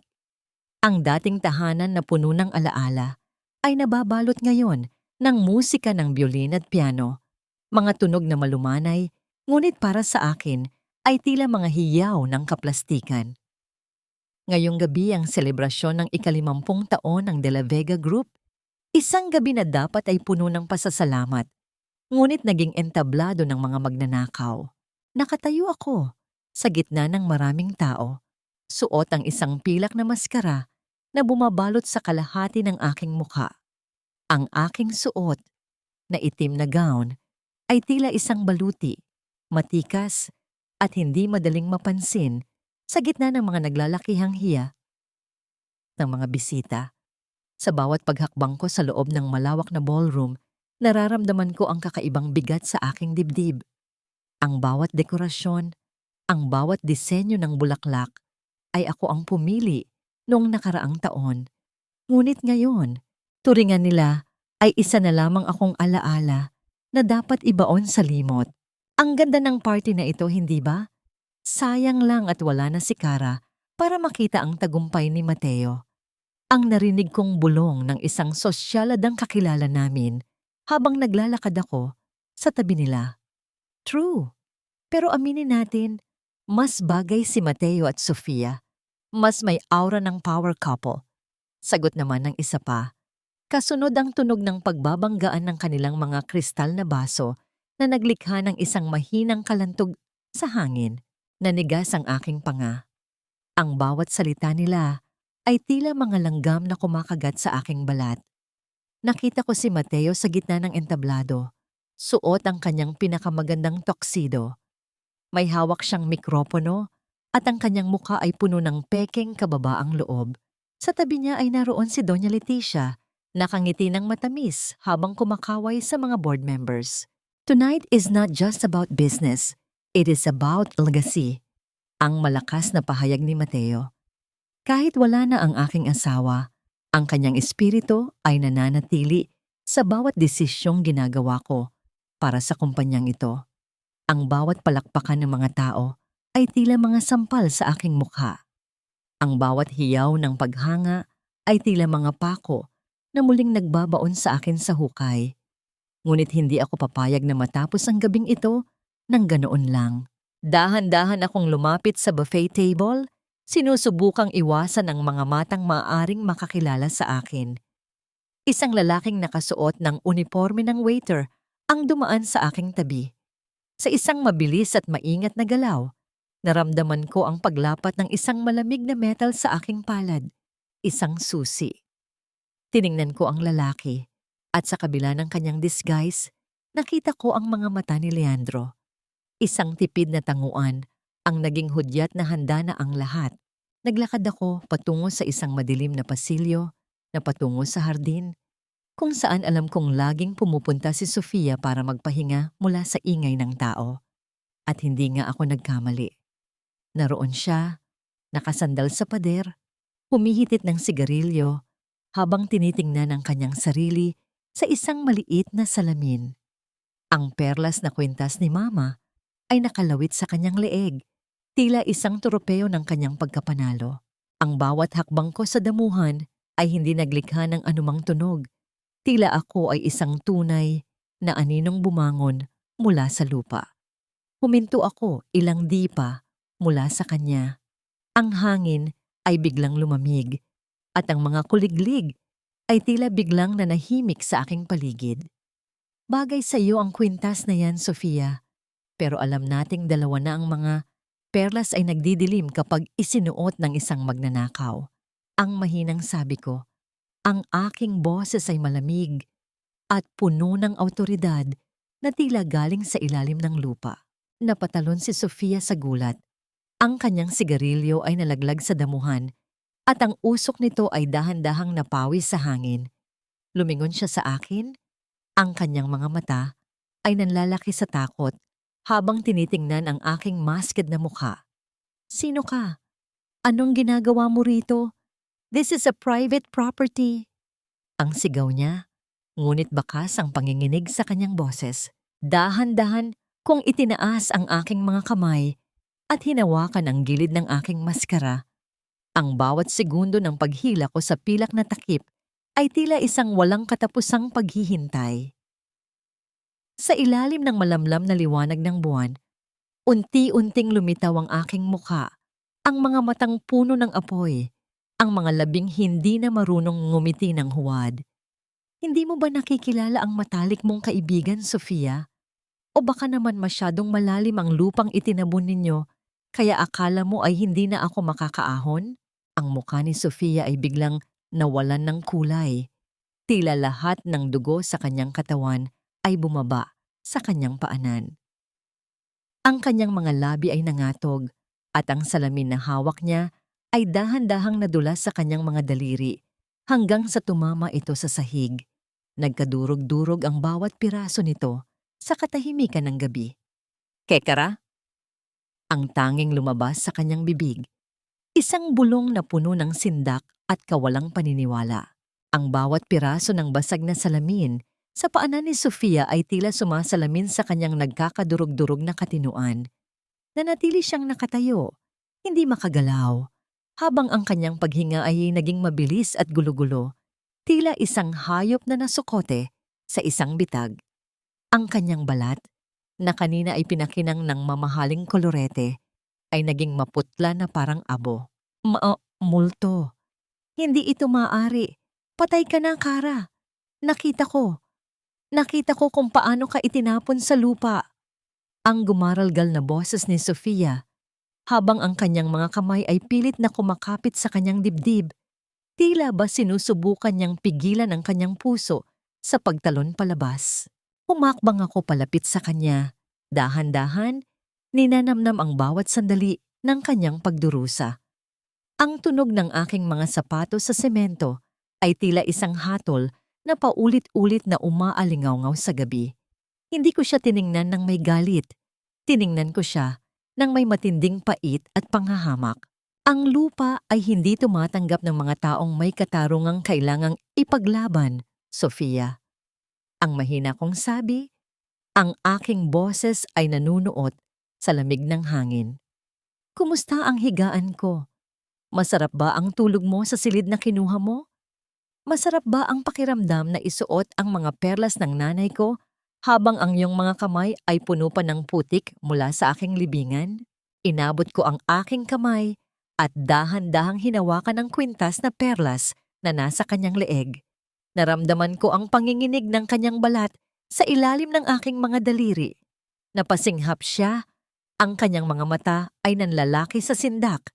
Tila ba ang aking hawak ay isang kuryenteng sumasakal sa kanya. Huwag kang matakot, Sofia. Hindi ako multo. Mas malala pa ako sa multo. Ako ang katotohanang pilit ninyong ibinaon. Ngunit ngayon ay narito na para bawiin ang lahat. Ang pagpapatuloy ko habang tinititigan siya ng diretso sa mga mata. Akala mo ba ay hindi ko alam? Akala mo ba ay bulag ako sa mga ginagawa mo sa likod ni Mateo? Alam ko ang tungkol sa mga bank accounts mo sa labas ng bansa. Alam ko kung paano mo rin siya ninanakawan gaya ng ginawa ninyo sa akin. Akala ni Mateo ay kasabwat ka niya. Ngunit ang totoo, ginagamit mo lang din siya. Hindi ba? Ang bawat salitang binitawan ko ay tila mga latigo na humahampas sa kanyang mukha. Ang kanyang pagkakapit sa perlas ay lumuwag. Ang kanyang mga labi ay bumuka. Ngunit walang tunog na lumabas. Ang pagtataksil sa loob ng pagtataksil, iyon ang huling alas na hindi niya inaasahang hawak ko. Anong gusto mo? Ang nauutal niyang tanong. Ang kanyang buong pagkatao ay tila unti-unti nang lumulubog sa takot. Gusto ko lang na maramdaman mo ang nararamdaman ko noong gabing iyon, Sofia. Ang dilim, ang lamig, at ang kawalan ng pag-asa. Ang sabi ko, habang dahan-dahang hinihigpitan ang hawak sa kwintas, sapat na para maramdaman niya ang bigat ng kanyang mga kasalanan. Biglang nanlaban si Sofia. Sa gitna ng kanyang pagkataranta, itinulak niya ako ng malakas. Ngunit dahil sa panginginig ng kanyang mga binti, siya ang nawalan ng balanse. Ang kanyang mga paa ay sumabit sa gilid ng malaking swimming pool na nasa aming likuran. Isang malakas na pagbagsak ng tubig ang bumasag sa katahimikan ng gabi. Ang tubig sa pool ay tumalsik sa paligid, kasunod ang desperadong pagkakagulo ni Sofia sa ilalim ng malalim na tubig. Hindi siya marunong lumangoy. Ang kanyang mamahaling gown ay naging mabigat, tila mga tanikalang humihila sa kanya pababa. Nakatayo lang ako sa gilid, pinapanood ang kanyang mga kamay na humihingi ng saklolos sa hangin. Ang liwanag ng buwan sa ibabaw ng tubig ay nagmukhang mga kristal na sumasayaw sa gitna ng kanyang paghihirap. Nasaan si Mateo? Nasaan ang lalaking sinasabi niyang mahal siya, habang na ngayon ay nalulunod siya sa sarili niyang takot? Kara, tulungan mo ako! Ang huling sigaw niya bago muling lumubog ang kanyang ulo sa ilalim ng asul na tubig.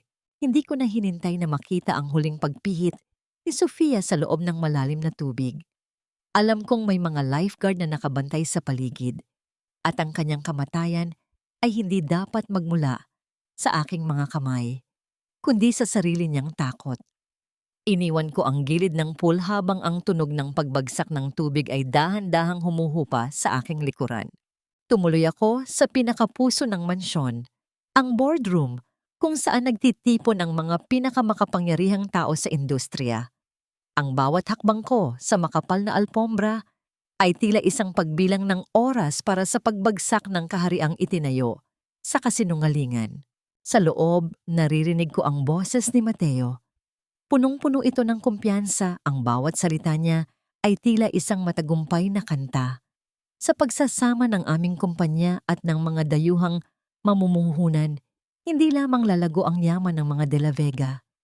Ito ang katuparan ng pangarap ng aking yumaong asawa. Ang pahayag niya, kasunod ang tunog ng mga papel na inilalatag sa mahabang lamesa para sa pirmahan. Dahan-dahan kong itinulak ang malaking pinto ng boardroom. Walang ingay, walang pagbabala. Ang liwanag mula sa pasilyo ay dahan-dahang pumasok sa loob, na gumuhit ng isang mahabang anino patungo sa kinaroroonan ni Mateo. Tumigil ang lahat. Ang bawat board member ay tila naging estatwa sa kani-kanilang upuan. Ang mga panulat na hawak nila ay dahan-dahang nalaglag sa ibabaw ng mga dokumento. Si Mateo, na kasalukuyang nakatayo at nakangiti, ay dahan-dahang lumingon. Ang kanyang nangiti ay unti-unting natunaw, pinalitan ng isang ekspresyong hindi ko malilimutan. Ang mukha ng isang taong nakakita ng sarili niyang kamatayan. Ipagpatawad ninyo ang aking pagkaantala. Ang simula ko, ang aking boses ay malinaw at umaalingaw-ngaw sa bawat sulok ng silid. Ngunit ang pangarap ng mga De La Vega ay hindi kailanman magiging katuparan ng isang magnanakaw at mamamatay tao. Kikara, ang tanging naibulalas ni Mateo. Ang pawis ay dahan-dahang namuo sa kanyang noo at ang kanyang mga kamay na nakahawak sa lamesa ay nagsimulang manginig. Paano? Paano ito nangyari? Patay ka na. Nagkaroon tayo ng lamay. Inilibing kita. Inilibing mo ang katawan ko, Mateo. Pero nakalimutan mong ang katotohanan ay walang libingan. Ang sagot ko habang naglalakad patungo sa dulo ng lamesa. Sa isang hudyat, ang malaking screen sa likod ni Mateo ay biglang bumukas. Hindi ang mga graph ng kita ang lumabas, kundi isang malinaw na video at audio recording. Ang boses ni Doña Leticia ay umalingaw-ngaw sa silid. Ipinapaliwanag kung paano niya nilason ang aking ama sa loob ng maraming buwan. Kasunod nito ang kuha mula sa dashcam ng sasakyan ni Leandro noong gabing itinapon ako ni Mateo sa hukay. Ang bawat salitang binitawan niya, ang pagtawag sa akin na walang silbi, ang pagtawa nila ni Sofia, ay narinig ng bawat taong nasa loob ng silid. Ang katahimikan sa boardroom ay naging nakabibingi. Ang bawat board member ay tumingin kay Mateo ng may halong pandidiri at sindak. Si Doña Leticia na nasa kabilang dulo ay biglang napahawak sa kanyang dibdib. Ang kanyang mukha ay kasing puti na ng kanyang mga perlas. Lumapit ako sa pinakaulo ng lamesa, ang upuan ng aking ama. Sa loob ng maraming taon, napanood ko si Papa na namumuno rito ng may dangal. Dahan-dahan akong umupo at sa sandaling lumapat ang aking katawan sa silya, naramdaman ko ang isang matinding kagaanan. Ang bawat hibla ng kahoy ay tila yumayakap sa akin. Tinatanggap ang tunay na tagapagmana. Mateo, Doña Leticia, ang inyong oras ay tapos na, ang malamig kong pahayag.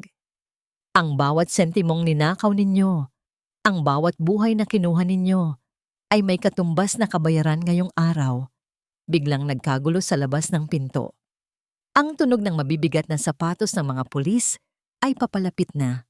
Ngunit sa gitna ng kaguluhan, napansin ko ang isang bagay na nagpatibok ng marahas sa aking puso. Wala si Leandro sa tabi ko. Saan siya nagpunta? Bago pa man makapasok ang mga awtoridad, mabilis na kumilos si Mateo. Sa gitna ng kanyang desperasyon, binuksan niya ang kanyang drawer at kinuha ang isang madilim na bagay. Isang baril. Itinutok niya ito sa akin. Ang kanyang mga mata ay puno na ng baliw na galit. Kung hindi ka namatay sa lupa, mamamatay ka rito, Kara. Walang makakakuha ng kumpanyang ito sa akin. Ang hiyaw niya, habang ang kanyang daliri ay dahan-dahang humihigpit sa gatilyo. Bakit ka pa nagpakita ulit, Kara? Akala ko tapos na ang lahat. Pero isang balik mo lang. Gumuho ang mundong pinaghirapan kong buuin. Ang sigaw na yon ni Mateo ay nanginginig sa puot. Habang ang dulo ng kanyang baril ay nakatitig ng diretso sa aking noo. Ang kanyang mga mata ay nanlilisik, tila isang hayop na nasukote sa sulok at wala nang balak pang magpaubaya. Sa mga sandaling ito, ang marangyang boardroom na dati ay simbolo ng kapangyarihan ay naging isang maliit at madilim na selda kung saan ang tanging batas ay ang hawak niyang bakal. Tumingin ako sa kanyang mga kamay. Iyon ang mga kamay na dati ay nagsuot ng singsing sa aking daliri. Ang mga kamay na ipinangako kong hahawakan habang buhay. Nakapanlulo mong isipin na ang init na dati ay nagbibigay sa akin ng kalinga ay napalitan na ng malamig na sensasyon ng kamatayan. Nararamdaman ko ang pagtulo ng malamig na pawis sa aking likuran. Ang aking puso ay tila isang ibon na nagpupumiglas sa loob ng isang masikip na hawla.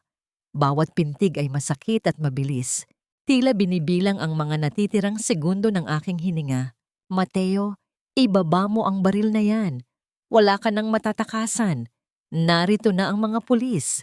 Ang mahinahon kong sabi, bagamat ang bawat himaymay ng aking pagkatao ay nanginginig sa takot. Wala akong pakialam sa pulis.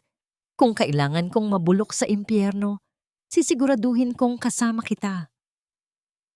Ang hiyaw niya at nakita ko ang paghigpit ng kanyang daliri sa gatilyo. Ngunit bago pa man niya matuloy ang kanyang balak, ang malaking pinto ng boardroom ay marahas na bumukas.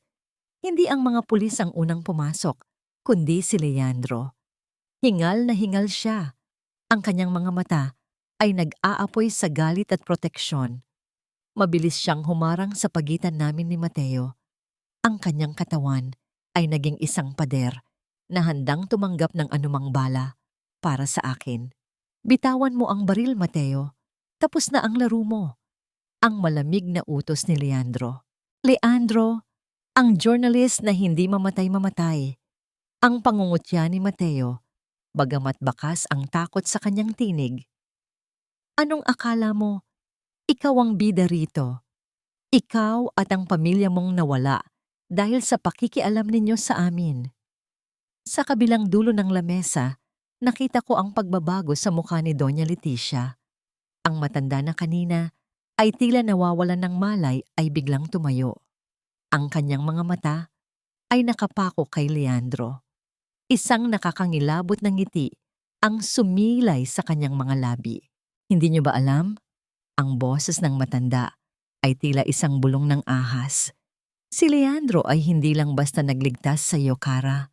Ang pamilya niya, ang pamilyang sinasabi nating nawala. Sila ang unang humarang sa mga plano ko para sa lupain ng mga De La Vega. 20 taon na ang nakalilipas. At gaya mo, ibinaon ko rin sila sa limot. Akala ko ay natapos ko na ang lahat. Pero mukhang may isang damong hindi napatay. Ang katotohanan ito ay tila isang malakas na sampal sa aming lahat. Si Leandro ay napatitig sa matanda. Ang kanyang kamao ay mahigpit na nagkuyom hanggang sa mamuti ang kanyang mga buko-buko. Ang puot na namumuo sa silid ay tila naging isang pisikal na bigat na nagpapahirap sa aming paghinga. Sa gitna ng tensyong ito, narinig namin ang sunod-sunod na yabag ng mga sapatos sa labas. Malapit na ang mga awtoridad. Dahil sa desperasyon, lalong naging gulo-gulo ang isipan ni Mateo. Ang kanyang paningin ay pabalik-balik sa amin ni Leandro. Lahat kayo ay sisirain ko, ang huling hiyaw ni Mateo. Isang nakabibinging putok ang bumasag sa katahimikan ng boardroom. Ang usok mula sa baril ay dahan-dahang nakumalat sa hangin, kasunod ang tunog ng isang katawang bumagsak sa makapal na alpombra. Nanlamig ang aking buong pagkatao. Tumingin ako kay Leandro na dahan-dahang napahawak sa kanyang balikat habang ang kanyang mukha ay namimilipit sa sakit. Sino ang tinamaan? At sa gitna ng usok at kaguluhan, nasaan na si Doña Leticia? Ang bawat pintig ng aking puso ay tila isang mabilis na takbo ng orasan patungo sa isang wakas na hindi ko inaasahan. Ang amoy ng pulbura ay masangsang sa aking ilong, humahalo sa amoy ng mamahaling pabango at sa malapot na sensasyon ng dugo sa aking mga kamay. Nakaluhod ako sa sahig ng boardroom, ang aking mga palad ay nakadiin sa balikat ni Leandro na ngayon ay dahan-dahang namumula dahil sa tama ng bala. Leandro, huwag kang pipikit, huwag kang aalis. Ang garalgal kong boses ay tila isang desperadong dalangin sa gitna ng unos. Ayos lang ako, Kara. Gasgas lang ito.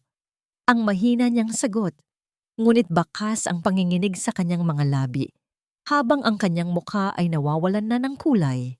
Hindi pa man natatapos ang aking takot, narinig ko ang mabilis na yabag ng mga sapatos sa labas, kasunod ang marahas na pagbukas ng malaking pinto. Ang mga pulis ay pumasok na tila isang baha ng katarungan. Ang kanilang mga sigaw ay umalingaw-ngaw sa bawat sulok ng boardroom. Sa isang iglap, si Mateo ay dahan-dahang ibinagsak sa sahig. Ang kanyang baril ay kinuha at ang kanyang mga kamay ay iginapos sa likuran ng malamig na bakal. Bitawan ninyo ako. Akin ang kumpanyang ito. Pag-aari ko ang lahat. Ang hiyaw ni Mateo. Ang kanyang boses ay naging paos at parang isang baliw na nawawalan na ng katinuan. Ang kanyang hitsura, na kanina ay punong-puno ng yabang, ay tila isang basahang marumi na kinakaladkad sa harap ng mga taong dati ay yumuyukod sa kanya. Tumingin ako sa pinto at nakita ko si Sofia. Basang-basa siya, ang kanyang buhok ay nakadikit sa kanyang mukha na tila isang pusang nalunod sa imbonal. Ang kanyang mamahaling gown ay punit-punit at puno ng dumi mula sa pool. Wala na ang kanyang ganda. Wala na ang kanyang ningning. Ang tanging natira ay ang isang babaeng nanginginig sa takot habang binitbit din siya ng mga awtoridad patungo sa madilim na hinaharap. Ngunit ang pinakamatinding karma ay hindi nakalaan sa kanila, kundi sa matandang babaeng nakaupo sa dulo ng lamesa. Nakita ko si Doña Leticia na dahan-dahang tumayo, pilit na pinapanatili ang kanyang dignidad sa kabila ng lahat. Kinuha niya ang kanyang bag. Tila may balak pang tumakas dala ang kanyang mga nakaw na hiyas. Huwag mong subukan, Leticia, ang malamig kong sabi habang nakatitig sa kanya. Biglang napatigil ang matanda. Ang kanyang kamay ay humawak nang mahigpit sa kanyang dibdib. Ang bawat paghinga niya ay naging mabigat. Tila may malaking bato na nakadagan sa kanyang puso. Ang kulay ng kanyang mukha ay naging abo, kasabay ng dahan-dahang pagbagsak ng kanyang mga alahas mula sa kanyang nanginginig na mga daliri. Ang bawat perlas at brilyante ay tumalbog sa sahig, naglikha ng sunod-sunod na tunog ng pagbagsak ng mga kristal sa katahimikan ng silid. Inatake siya sa puso, ang mismong sakit na ginamit niya bilang dahilan sa pagkamatay ni Papa. Ang bawat paghingal niya ay tila isang eko ng paghihirap na ipinaranas niya sa amin. Bumagsak siya sa kanyang silya, ang kanyang mga mata ay nananatiling dilat habang ang katarungan ng tadhana ay dahan-dahang bumabalot sa kanya. Kara.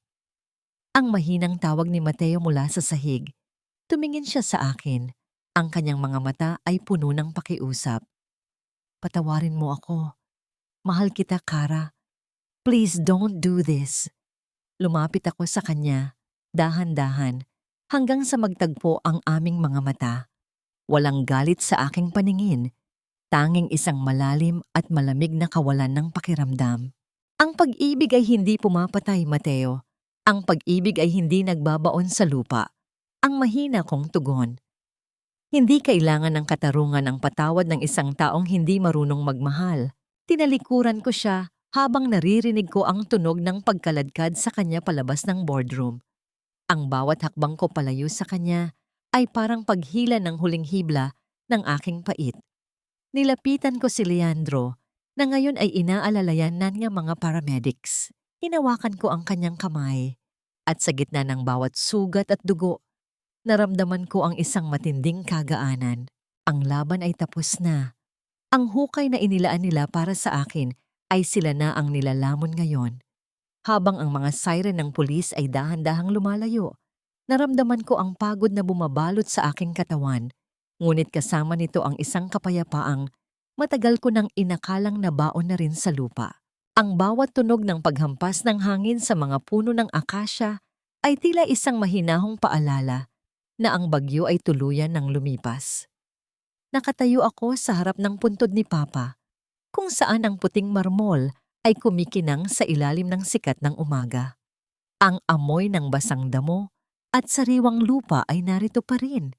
Ngunit sa pagkakataong ito, hindi na ito amoy ng kamatayan. Ito ay amoy ng pag-asa. Tapos na ang lahat, Papa. Malinis na ang pangalan mo. Nabawi ko na ang lahat ng kinuha nila sa atin.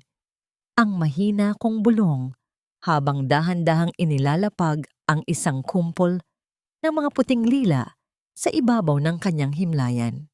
Hinaplos ko ang malamig na bato at sa unang pagkakataon, sa loob ng mahabang panahon, ang aking mga luha ay hindi na galing sa pait. Ang mga ito ay luha ng pasasalamat. Ang bawat hapdi ng nakaraan, ang mga pangungutya ni Doña Leticia, ang pagtataksil ni Mateo, at ang lamig ng hukay ay dahan-dahan ng natutunaw, tila mga aninong napawi ng sikat ng araw. Bumalik ako sa mansyon, ngunit hindi na bilang isang bilanggo. Ang bawat sulok ng bahay ay dinaluyan ko ng liwanag. Ang mga kurtinang dati ay laging nakasara, ay hinayaan ko ng bumukas upang papasukin ng hangin. Ang mga gamit ni Doña Leticia at ang mga ala-ala ni Mateo ay ipinamahagi ko o itinapon. Ang bawat espasyong iniwan nila ay pinuno ko ng bagong kulay. Nagtungo ako sa hardin, ang lugar kung saan dati ay itinapon ng aking biyenan ang aking mga bulaklak. Lumuhod ako sa lupa, hinahayaan ng dumi na kumapit sa aking mga kuko. Dahan-dahan kong itinanim ang mga bagong binhi ng rosas at jasmine.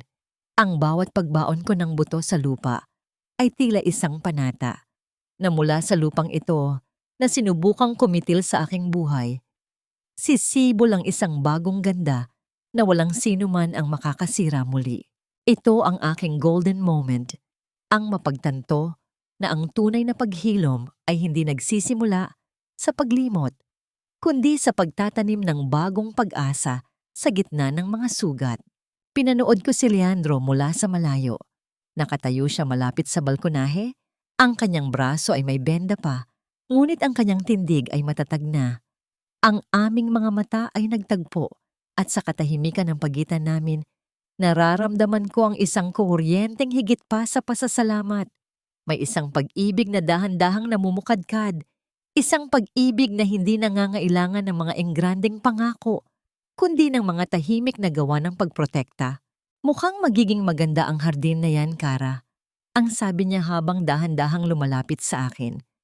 Ang tunog ng kanyang mga yabag sa tuyong dahon ay tila isang pamilyar na himig na nagpapakalma sa akin. Sana nga, Leandro. Gusto kong makita ang mga bulaklak na ito na lumaki ng walang takot. Ang sagot ko habang pinapahid ang kaunting putik sa aking noo.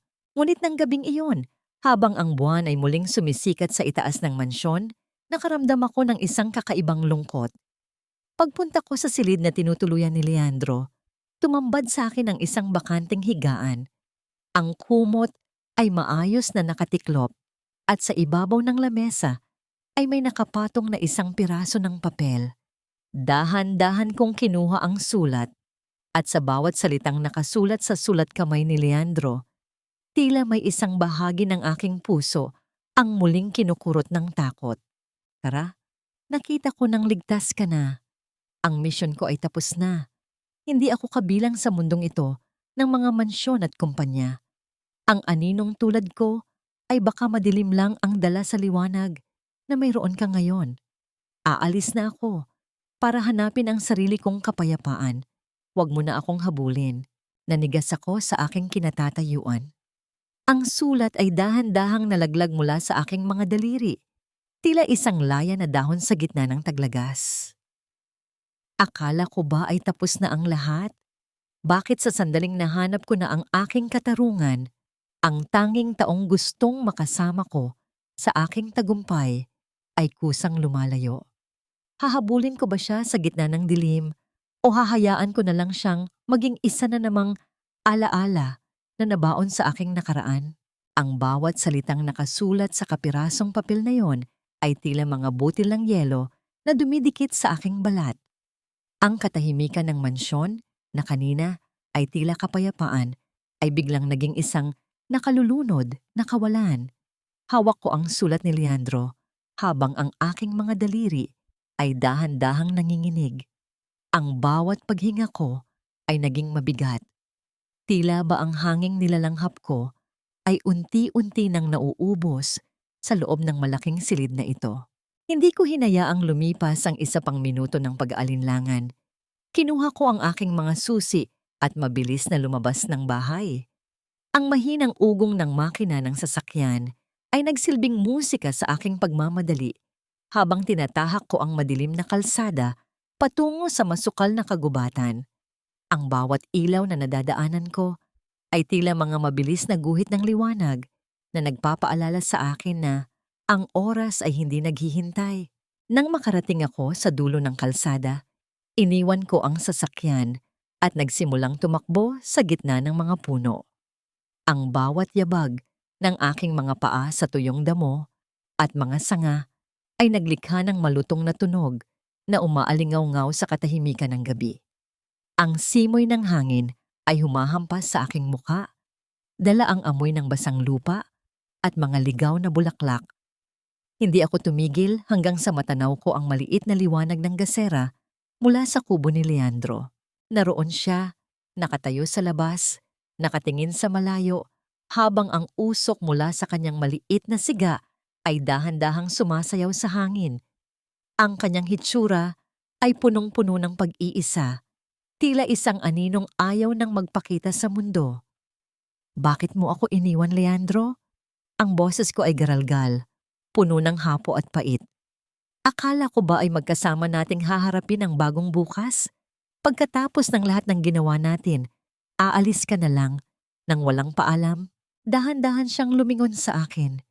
Ang kanyang mga mata ay tila mga lawa ng kalungkutan at pag-aalinlangan. Kara, ang buhay mo ay doon sa mansyong yon. Doon sa kumpanya, sa liwanag, sa mga taong kasing level mo. Ako ay isang journalist na wala ng kredibilidad, isang taong sanay sa dilim. Ang hiya na nararamdaman ko ay hindi dahil sa wala akong yaman, kundi dahil Baka maging anino lang ako, nadudumi sa bago mong simula. Lumapit ako sa kanya, dahan-dahan, hanggang sa maramdaman ko ang init na nagmumula sa kanyang katawan. Hinawakan ko ang kanyang mga kamay, ang mga kamay na humukay sa akin mula sa kamatayan. Hindi ko kailangan ng isang taong mayaman, Leandro. Ang kailangan ko ay ang taong nagturo sa akin kung paano muling huminga. Ang mahina kong sabi habang nakatingin ng diretso sa kanyang mga mata. Ang mansyon ay isang gusali lang. Ang kumpanya ay mga papeles lang. Pero ikaw ang naging tahanan ko nung wala akong matakbuhan. Huwag mong pairalin ang hiya sa harap ng pag-ibig na nagligtas sa atin pareho. Sa gitna ng malamlam na liwanag, kinuha ni Leandro ang isang maliit na bagay mula sa kanyang bulsa. Isang simpleng singsing na gawa sa pilak. Walang malalaking brilyante. Ngunit ang kinang nito ay mas maliwanag pa sa anumang hiyas sa aking koleksyon.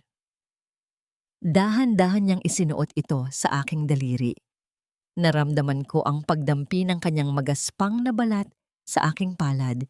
Isang sensasyong nagbibigay sa akin ng higit na seguridad kaysa sa anumang pader ng mansyon. Ang nakasulat sa loob niyan ay pag-asa.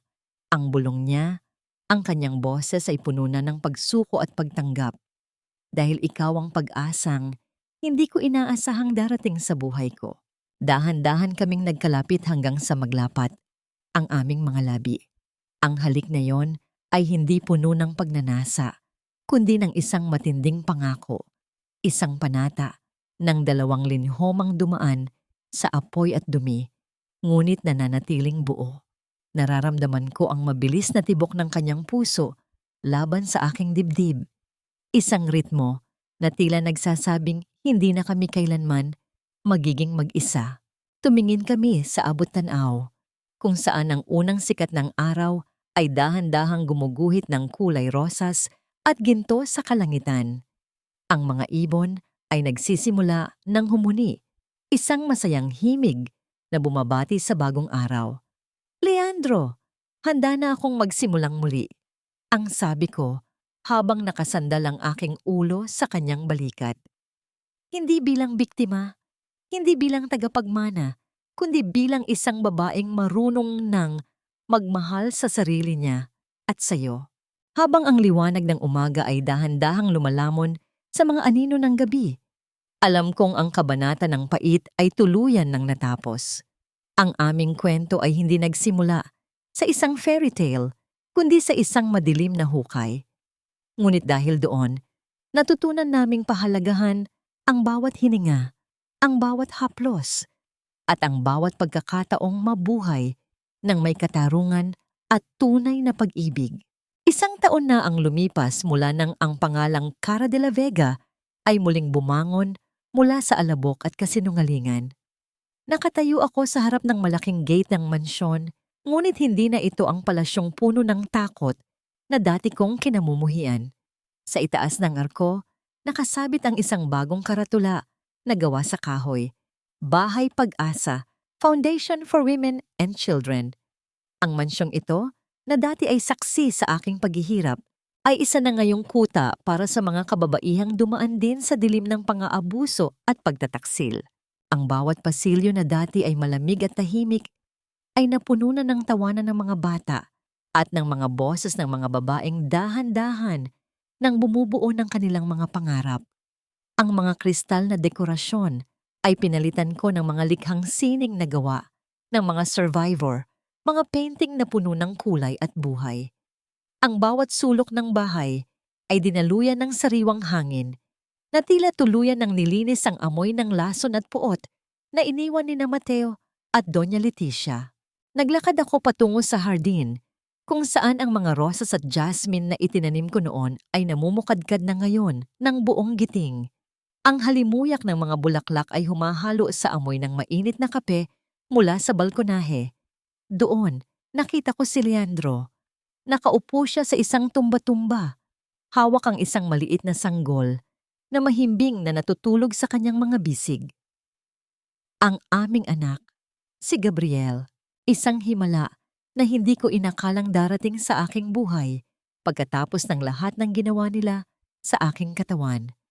Ang sabi ng mga doktor noon ay hindi na ako magkakaanak, ngunit tila ang tadhana ay may sariling paraan ng pagpapagaling sa mga pusong marunong maghintay. Gising na ang munting prinsipe? Ang mahina kong tanong habang lumalapit sa kanila.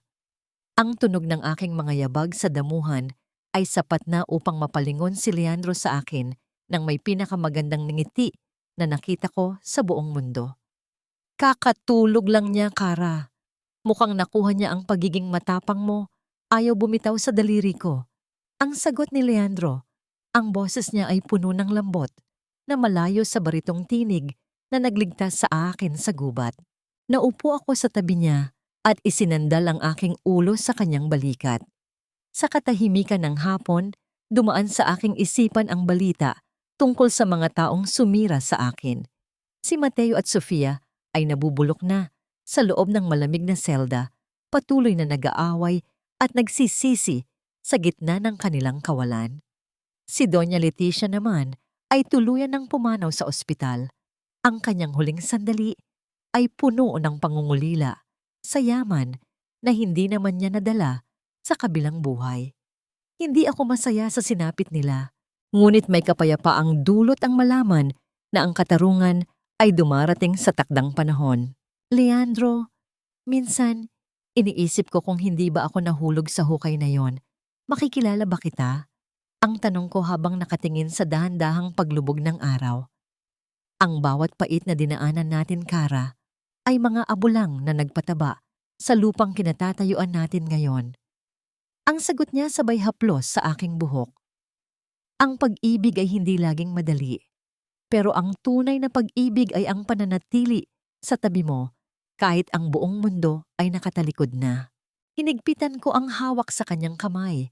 Nararamdaman ang pilak na singsing na sumisimbolo sa aming pag-asa.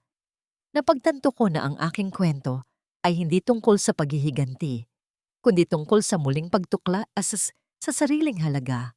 Pinatawad ko na ang aking sarili sa pagiging marupok noon at sa bawat paghinga ko ngayon, nararamdaman ko ang tunay na kalayaan. Ang bawat sugat sa aking puso ay naging mga pilat na nagsisilbing mapa ng aking tagumpay. Ang araw ay tuluyan ng nagpaalam sa abot-tanaw, nag-iiwan ng mga guhit ng ginto at lila sa kalangitan. Habang dahan-dahang pinalilibutan ng kadiliman ng hardin, hindi na ako natatakot. Dahil alam ko, sa bawat paglubog ng araw, may bukas na darating na puno ng liwanag. At sa piling ni Leandro at ng aming anak, natagpuan ko na ang tunay na De La Vega Empire. Isang imperyong itinayo, hindi sa pera o kapangyarihan, kundi sa pundasyon ng katapatan, katarungan, at wagas na pagmamahal. Ang mga abo ng nakaraan ay dinala na ng hangin, at sa dulo ng lahat, nananatiling buhay ang pag-asa.